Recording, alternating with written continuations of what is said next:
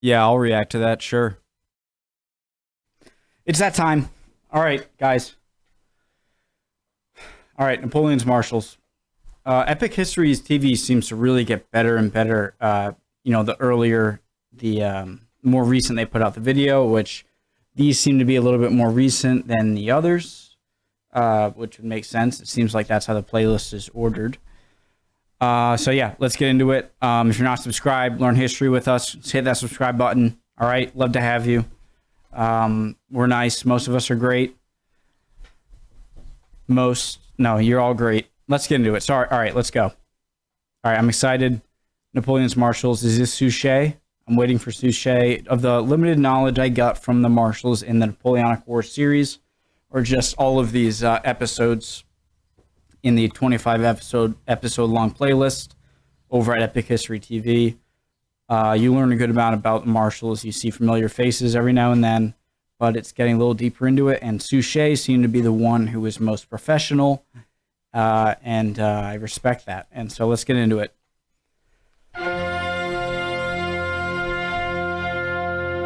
Woo! Terror belli, decus pacis. Terror in war, ornament in peace. The word... Just a few things. I'm always a little pause Andy-ish at the beginning, but so there was a really big thing I didn't really understand. I know it has something to do with like honor, and you don't want this to get in the hands of the enemy, but just of these batons, and like getting a marshal's baton was like a big thing for the opposing enemy. And battle standards, they wanted to burn it so it doesn't get in the hands of the enemy. From someone who doesn't really see the significance of those things, I'm like, well, why are you so determined to destroy these things? I guess it was just it would be a dishonor, disgraceful, embarrassing maybe to have these fall in their hands. But I'm excited to learn a lot of things. Words inscribed on every French marshal's baton. Peace, decus pacis. Terror in war, ornament in peace. The words inscribed on every French marshal's baton. In France, the title of Marshal or Maréchal goes back at least to the 13th century. People are trying to text me. I'm doing something important. Baton. In France, the title of Marshal or Maréchal goes back at least to the 13th century. It represents the highest possible position of military authority. Sorry guys. Those weren't even texts. Those were your guys' notifications I get. I cracked my phone the other day. I don't know if you can see that, but the notifications from you people. So that was your fault of distracting me right there, not mine. This is your fault. Now I have to go back. Maréchal goes back at least to the 13th century. I'm so sorry. In France, the title of Marshal or Maréchal goes back at least to the 13th century.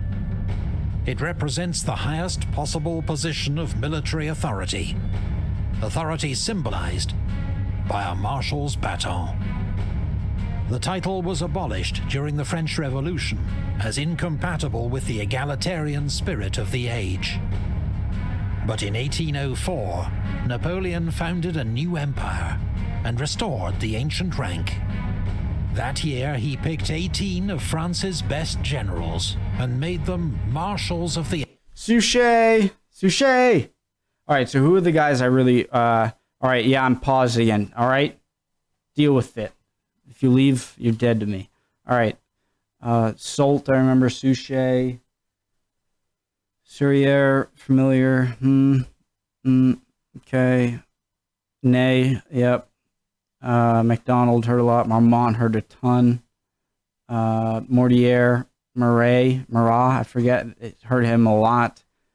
Bessières, Bernadotte, I heard about a ton. He ended up being a Swedish commander at the end. Right? Yeah. The empire. 8 more were created in the years that followed.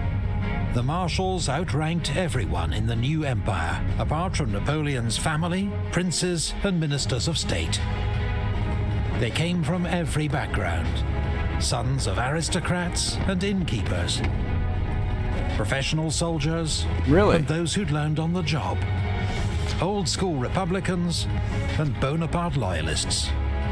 The youngest, just half the age of the oldest. Did they put lipstick on, or is that And just though the Marshal painting? was a civil title, not strictly a military rank, the men known to the army as les gros bonnets, the big hats, were arguably the most extraordinary, diverse, brilliant, and flawed group of military commanders in history.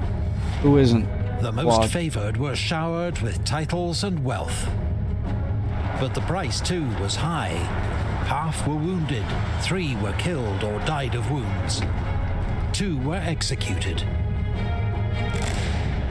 This is Epic History TV's guide to Napoleon's I'm Marshals. pausing again.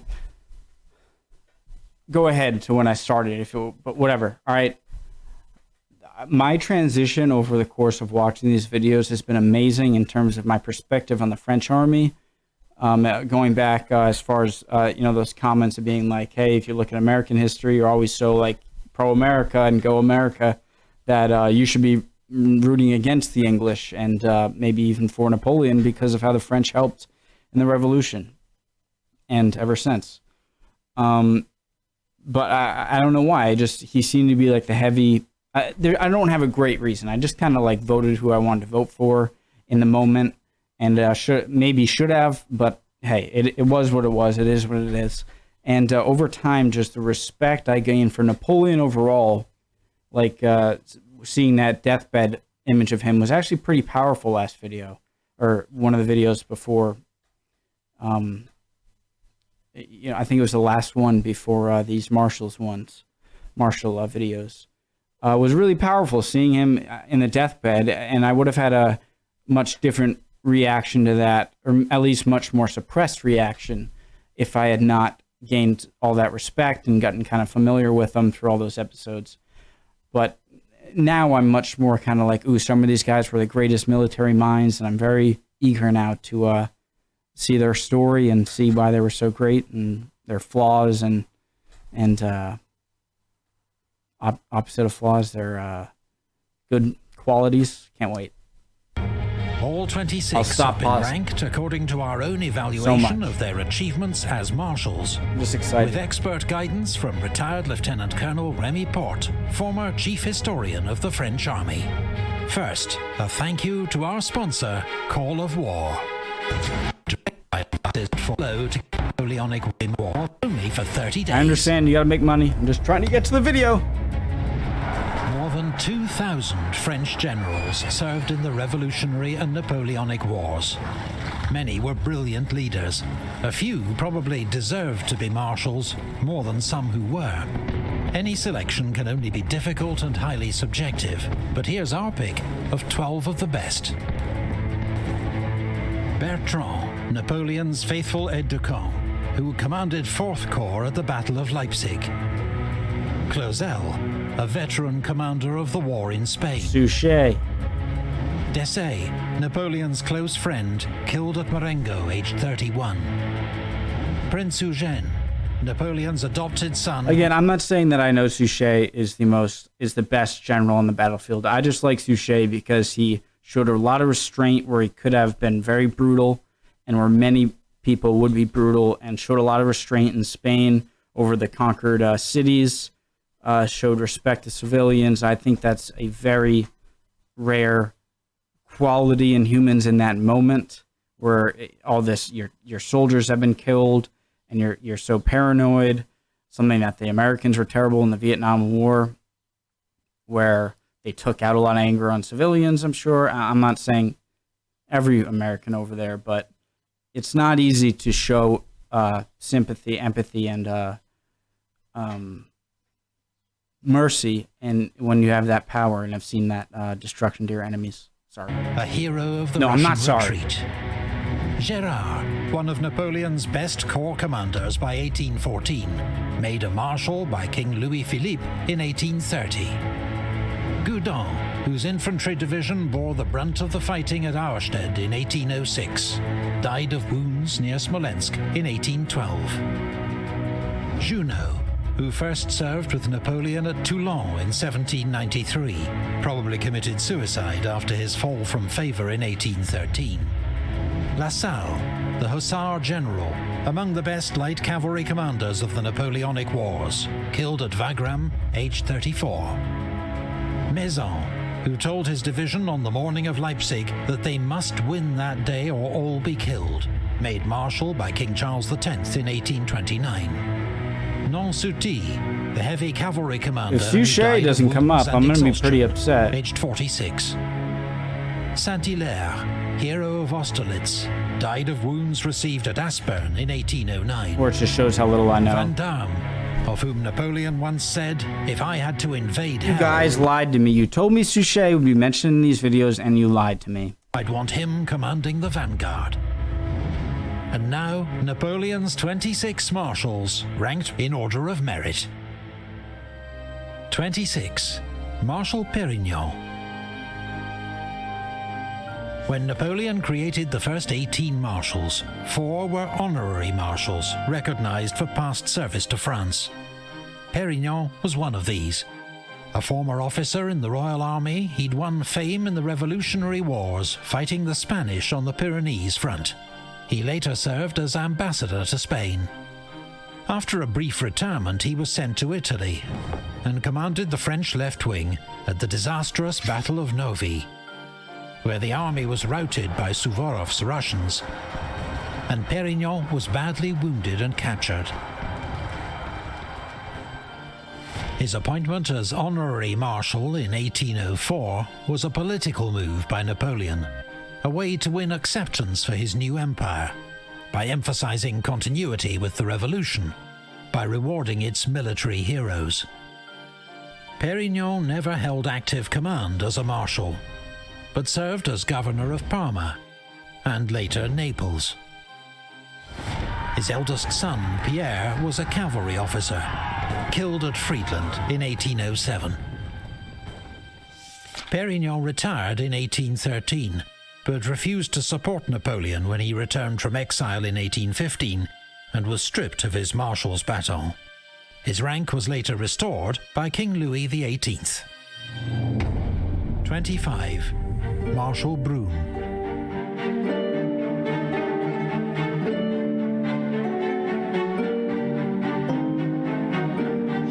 Brune was another marshal whose appointment owed much to politics. As a fiery Republican and former close ally of revolutionary leader Georges Danton, his support was politically useful for Napoleon. Brune joined the army during the Terror, the most extreme period. I hope you guys catch some of my sarcasm when I say, I know very little about, all these generals' merits and stuff. These are based on merits. And so when I say Suchet should be on the top 5 or whatever, I'm just saying I like the guy and I wish he would. But I understand if there's stuff obviously I don't know about and he just doesn't deserve to be. Just wanted to clarify. Of the revolution. His political connections ensured rapid promotion, and he was sent to help put down a counter-revolutionary revolt in Bordeaux. In 1795, as a 30-year-old brigadier general, he helped Napoleon disperse a royalist mob in Paris with the famous whiff of grape shot. Brune then served with Napoleon in Italy, fighting in several of his famous early victories. He won a reputation as a fierce divisional commander and enthusiastic plunderer of Italian towns and churches. In 1798... I think one of you guys told me that a grape shot, I wasn't sure what it was, is like a shotgun version of your standard single ball cannonball. So, yeah, thanks for that. He commanded the French occupation of Switzerland, while extorting 200,000 francs from the wealthy Swiss communes, the equivalent of several $1 million today.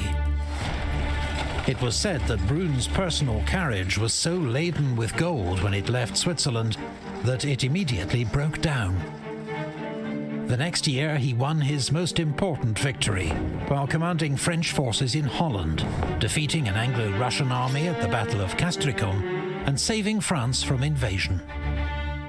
But a short, calamitous spell commanding the army of Italy convinced Napoleon that Brune was not fit for high command. Instead, he sent him to be ambassador to the Ottoman Empire, where in 1804 he learned that he'd been made a marshal. But Brun's lack of delicacy, combined with a towering sense of self-importance, did not make him a successful diplomat. Whoa. The towering sense of self-importance. But Brun's lack of delicacy, combined with a towering sense of self-importance, did not make him a successful diplomat. He was recalled to France, but as governor of the Hanseatic ports, blundered again, drafting a treaty with Sweden that failed to make any mention of the French emperor. Whether a deliberate insult or act of incompetence, Napoleon was furious, and Brun was sacked.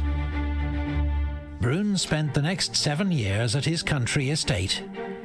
He bitterly opposed the return of the Bourbon monarchy in 1814, and rallied to Napoleon when he returned from exile the next year. But in the tumult following Napoleon's defeat at Waterloo, Brun was cornered by a royalist mob in Avignon, murdered and tossed into the River Rhône. The doggy, is he trying to like protect his master, or is he like one of the killers? And he's like, get him. Tossed into the River Rhône. 24. Marshal Serrurier. Serrurier? I thought Serrurier. He retained all the characteristics and severity of an infantry major, an honest man with integrity and reliability, but unfortunate as a general. Napoleon. It was good until that last part. Serrurier was another of the 4 honorary marshals whom Napoleon wished to recognize for past service. In contrast to Brun, Serrurier was a professional soldier of the old school, a veteran of the 7 Years' War, and a stern disciplinarian. This background was not necessarily an asset during the French Revolution, when any officer who'd served in the Royal Army was viewed with suspicion. But Colonel Serrurier's training and diligence were soon recognized as assets to the new French Republic. By 1795, he was a general serving with Napoleon in Italy, where his stand against corruption and looting won him the nickname the Virgin of Italy. Serrurier was a reliable, if unspectacular, commander who won an important victory at Mondovi at a crucial moment in Napoleon's rise to fame. The following year, he accepted the Austrian surrender at the end of the long siege of Mantua. 2 years later, fighting under General Moreau's command, Serrurier and his division were cut off by the Russians and forced to surrender. Released on parole, he was back in Paris in time to support Napoleon's coup d'etat of 18 Brumaire. Serrurier then retired from active command, but Napoleon, remembering his past service, made him an honorary marshal and governor of Les Invalides, the retirement home and hospital for old soldiers. There, shortly before the fall of Paris in 1814, Serrurier oversaw the burning of more than 1,000 captured flags and standards to prevent them falling into Allied hands. 23. Marshal Kellerman.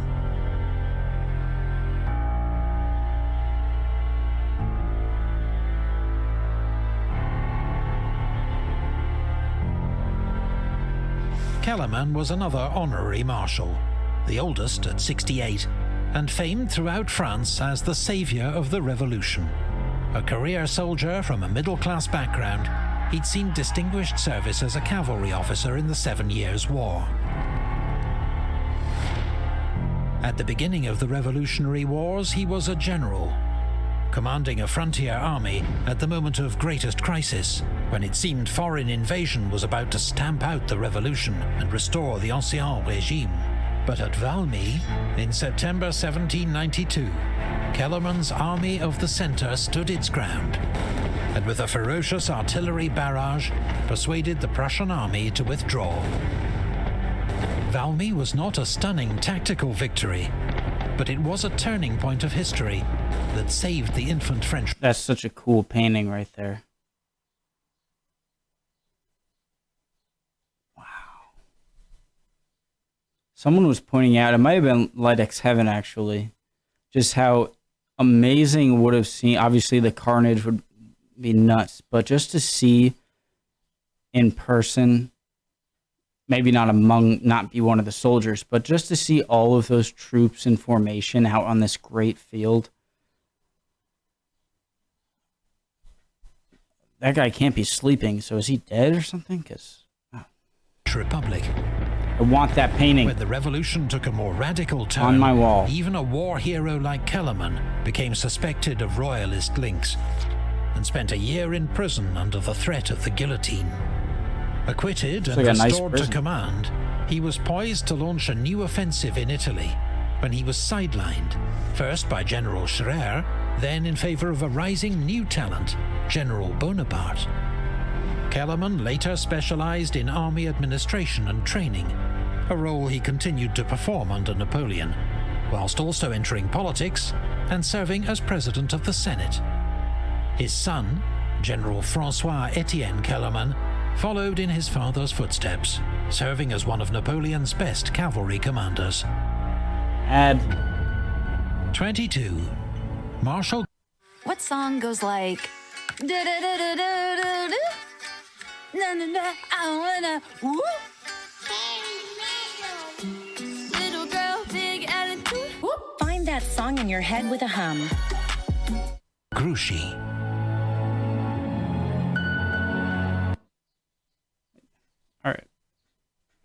All right, I'll be right back. I'd have to continue this in like an hour, but I need to help my dad out with something. So, yeah, it shouldn't be too long, like 45 minutes. I'll obviously cut the middle and then come right back to the same part I started. All right, guys, sorry about that. Let's go.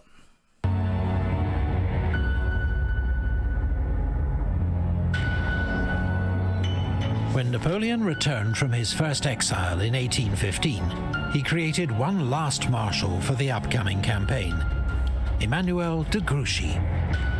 Although now infamous for failing to march to Napoleon's aid during the Battle of Waterloo, up to that moment, Grouchy had had a long and distinguished military career.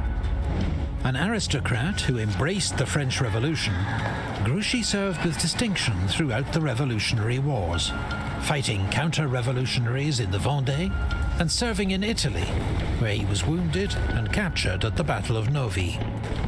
Under the Empire, Grouchy excelled as commander of a dragoon division in Marshal Murat's cavalry reserve. He was praised by the Emperor for his part in the great French charge at Eylau, played an important role buying time for Napoleon at Friedland, and expertly covered the French right wing at Wagram. For the invasion of Russia, he commanded 3rd Cavalry Corps and was wounded at Borodino. He survived the horrors of the retreat, but was left so exhausted it took him several months to recover. He returned for Napoleon's 1814 campaign in France and was wounded twice more. Grouchy was made a marshal at the start of the 100 Days campaign and commanded Napoleon's right wing at Ligny. After the battle was won, he was ordered to pursue the retreating Prussians to prevent them joining up with Wellington's Anglo-Allied army. 2 days later, as the Battle of Waterloo raged 10 miles to the west, Grouchy made the fateful decision to follow his written orders rather than march to join Napoleon, and has been widely blamed for the French Emperor's defeat ever since. Grouchy's vilification is not wholly fair, not least because Napoleon rarely encouraged his marshals to show initiative, and often flew into rages if they deviated from his written orders. Nor should one blunder obscure the distinguished record of one of the Grande Armée's best cavalry generals. Grouchy fled to America after Napoleon's defeat to escape royalist reprisals, but was pardoned and returned to France in 1820.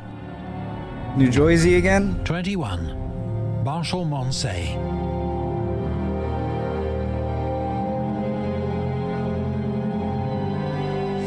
Moncey ran away from home to join the army at the age of 15. After 20 years of uneventful service, he'd risen no higher than the rank of captain. But then came the French Revolution. Most French officers were aristocrats, who, if they did not actively oppose the revolution, were nevertheless regarded as politically suspect. The result was that 3/4 of them either fled the country or were dismissed from the army. Moncey, a middle-class officer with no strong political views, reaped the benefit with meteoric promotion. 87, wow. By 1794, General Moncey was leading the army of the Western Pyrenees to victory over the Spanish, on what was admittedly a relative backwater of the Revolutionary Wars. In 1797, he was dismissed for alleged royalist sympathies, but reinstated in time to support Napoleon's coup of 18 Brumaire. By his own admission, Moncey was a sensitive officer, honest, honourable, but lacking a ruthless streak or iron will to succeed. Napoleon was aware of his limitations as a general, but made him a marshal in 1804. So he wasn't brutal as part enough? of his emphasis on continuity between the Republic and his new empire. Moncey was appointed Inspector General of the Gendarmerie, France's militarized police force, and spent most of the rest of his career commanding reserve troops. He only held one field command again. In light of his victorious record against the Spanish, he was given command of a corps for the 1808 invasion of Spain, operating in the south of the country with mixed success. In 1809, he was replaced by General Junot and returned to France. Moncey's finest hour came in the dying days of the Empire, leading the National Guard of Paris in a courageous but doomed defense of the French capital. In 1815, the restored King of France, Louis XVIII, ordered Marshal Moncey to preside at the trial of Marshal Ney for treason. Moncey regarded Ney as a hero for having saved so many French lives in Russia and refused, declaring, "If I am not allowed to save my country nor my own life, then at least I will save my honor." After a short spell in prison, Moncey was allowed to resume his military career, becoming governor of Les Invalides, in which role he presided over the repatriation of Napoleon's remains from St. Helena in 1840. At the end of the ceremony, the 86-year-old Marshal Moncey Was he eventually going to go to the U.S. if he stayed alive? I feel like I remember hearing about that. announced, "And now, let us go home New Orleans to or die." 20. Marshal Poniatowski.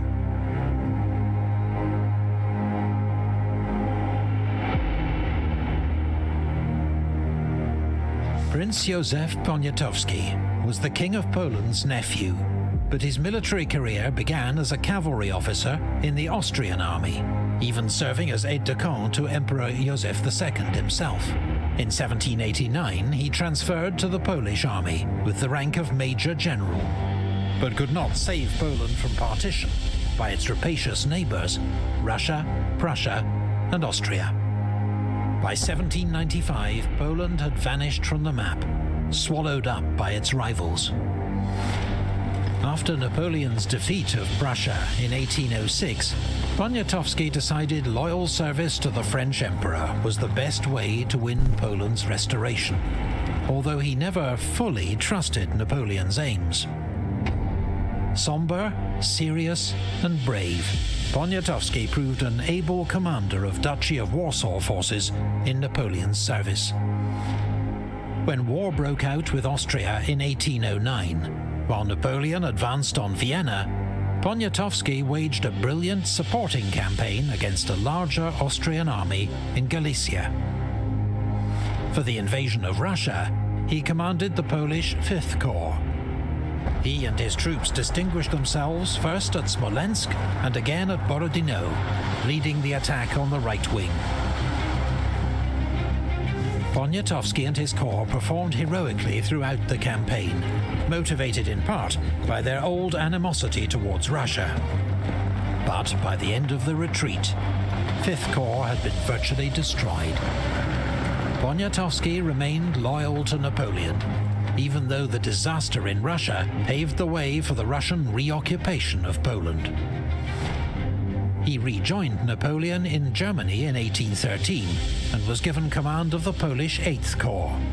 On the eve of the Battle of Leipzig, he was made a marshal by Napoleon in recognition of his service and to inspire his Polish troops.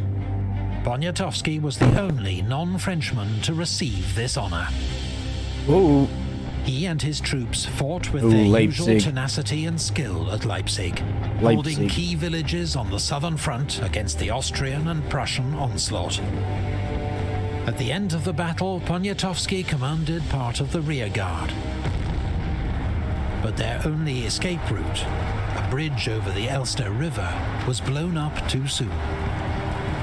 Badly wounded, Poniatowski tried to escape by riding his horse across the river, but he was swept from his saddle and drowned. He had been a marshal for just 4 days. Remember that? In the short term, Poniatowski's loyalty to France achieved nothing, as following Napoleon's defeat, Russia occupied Poland for the next century. But Poniatowski's legend lived on, a model of Polish patriotism that inspired future generations. Seize the summer at Raymore and Flanagan. Save 10 or 15% off Okay. everything. 19. Marshal Jourdan. Jourdan. I certainly used that man very ill. Jourdan is a true patriot, and that is the answer to many things that have been said about him. As a young French private, Jourdan saw combat in Georgia during the American Revolutionary War. But he then caught a fever that led to his discharge and plagued him for the rest of his life. When the French Revolution began, he was elected captain of his local National Guard unit, fought at the battles of Jemappes and Hochschutter, and was rapidly promoted to general. In 1794, he made his name defeating coalition forces at the Battle of Fleurus. This was a crucial victory of the Revolutionary War, which handed France control of Belgium for 20 years. It was also notable for the French army's use of balloon reconnaissance, the first effective use of an aircraft. I feel like that's such an easy target, though. Just get a few guys to kind of... I know they're not the most accurate long-range weapons, but it's such a big target, and one hit will take it down. I'm sure it would, right? Maybe a few military hits. history. Jourdan became a prominent use of an aircraft in military history. That's cool. Jourdan became a prominent politician under the Directory, lending his name to a law that formalized France's policy of mass conscription. As a committed Republican, Jourdan refused to support Napoleon's coup of 18 Brumaire, but his fame as the victor of Fleurus was enough to ensure he became a marshal in 1804. Jourdan was on good terms with Napoleon's elder brother, Joseph. When Joseph became king of Spain in 1808, Jourdan went with him as his military advisor. But the situation in Spain would prove beyond Jourdan's military skills to solve. He faced stubborn resistance from the Spanish and Portuguese, supported by the British, and an equally stubborn refusal to cooperate from other French marshals in Spain, theoretically under Jourdan's command, but who repeatedly ignored his orders and openly questioned his competence. Marshal Soult in Andalusia was a prime offender, while Marshal Victor's insubordination at the Battle of Talavera contributed directly to the French defeat. Struck by another bout of ill health, Jourdan went home to recover. 2 years later, he returned to Spain. But at the Battle of Vitoria in 1813, he and King Joseph were outmaneuvered and decisively beaten by Wellington, leading to the collapse of the Bonapartist Kingdom of Spain. Jourdan never held a major command again, but his 20 years of service and evident patriotism were widely recognized and respected. He was made a peer by Napoleon, a count by Louis XVIII, and died in 1833 while serving as governor of Les Invalides. Perignon, Brune, Serrurier, Kellerman, Grouchy, Moncey, Poniatowski. It was so crazy to see those real-life pictures of surviving Napoleonic War soldiers when, you know, photography became a thing in the mid 1800s. Jourdan. 8 down, 18 to go. Join us for part 2 when we'll continue the countdown. Coming soon. Thank you to Call of War for sponsoring this video. Click the link in the video description for your starter pack, then dive into the action. That looks pretty cool. Awesome video. Gonna be coming out with the next one very soon, guys. Napoleon's Marshals. I can't wait till it gets to Suchet. See you guys next time.